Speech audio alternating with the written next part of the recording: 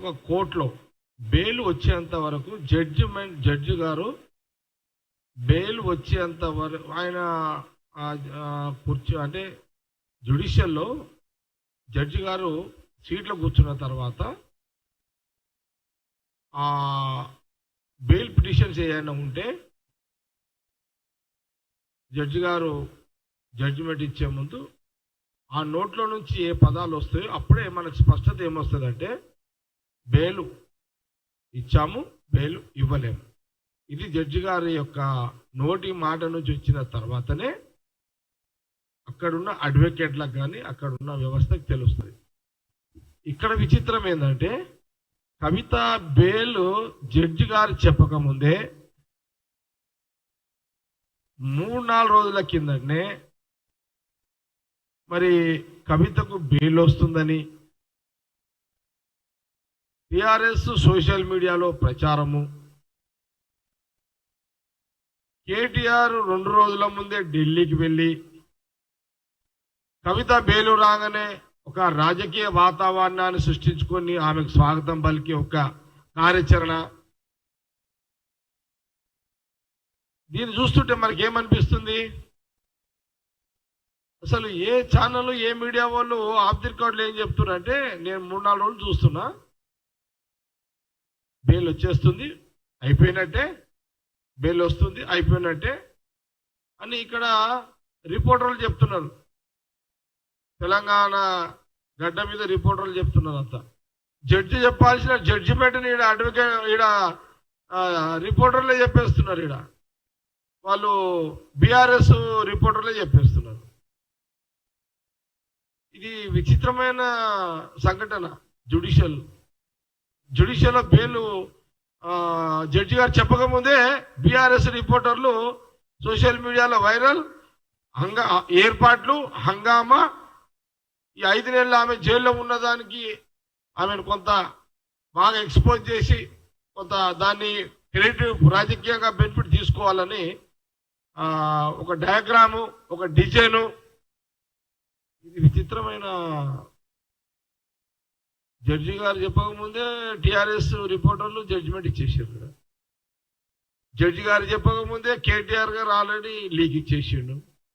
Judgement రాకముందే కేసీఆర్ గారు already design తయారు చేసిండు. ఇప్పుడు అంటే బీజేపీ ప్రభుత్వము బీఆర్ఎస్ పార్టీకి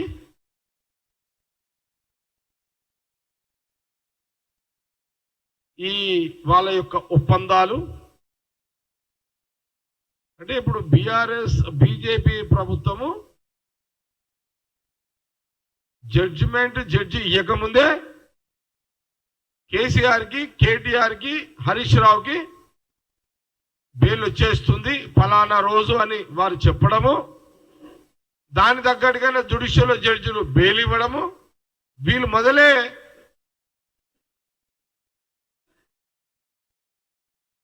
ఏర్పాట్లన్నీ రాజకీయంగా ఏర్పాట్లు చేసుకోవడం. విచిత్రమైన పరిపాలన దేశంలో. అంటే దీనికి కారణం ఏందయ్యా అంటే బీజేపీ ప్రభుత్వానికి బీజేపీ పార్టీకి తెలంగాణలో కాంగ్రెస్ పార్టీ అధికారం రాకముందు అధికారం వచ్చే పరిస్థితులను గమనించి అధికారం వచ్చిన తర్వాత వాళ్ళ ఆలోచన ఏంటంటే ఇక్కడ బీఆర్ఎస్ బీజేపీ కలిసిపోయే ఒక ప్రక్రియలో భాగమే ఆ లిక్కర్ స్కీమ్ని బయటికి తీసిరు. వీళ్ళు ఈ లిక్కర్ స్కీమ్ని అడ్డం పెట్టుకొని కవితని, ఆయన డిప్యూటీ సీఎం సిసోడియా ఆయనని,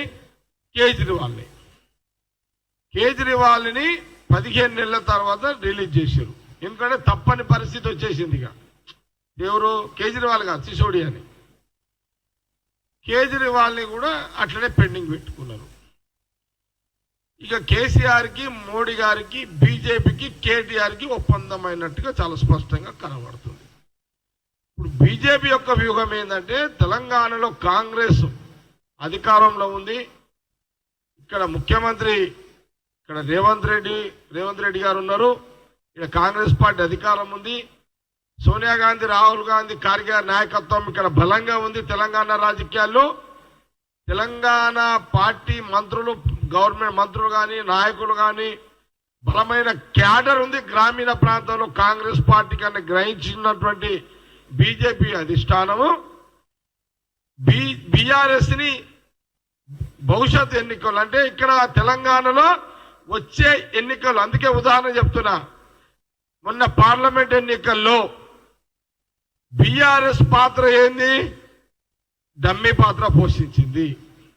10 ఏళ్ళు అధికారంలో ఉన్న బీఆర్ఎస్ పార్టీ, మీరు 10-12 ఎంపీ సీట్లున్న బీఆర్ఎస్ పార్టీ మొన్న ఎన్నికల్లో ఒక్క సీటు గెలవకుండా మీరు సరెండర్ అయింది వాస్తవమే అనే దానికి ఈరోజు కవిత పేర్లు నిదర్శనం.